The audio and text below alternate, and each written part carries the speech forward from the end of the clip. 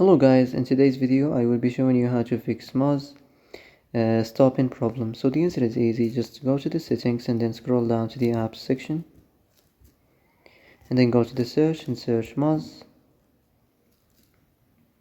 and then go to the storage, and here you will find this clear cache option. Click on it. Now you can go check it if it works, and if it didn't, you can try to restart your phone or turn the Wi-Fi off and on, or the Bluetooth or the airplane mode.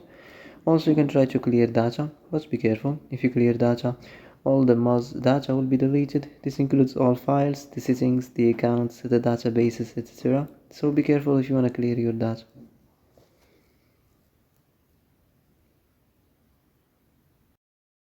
And that's it for today's video. I hope this is the answer you've been looking for.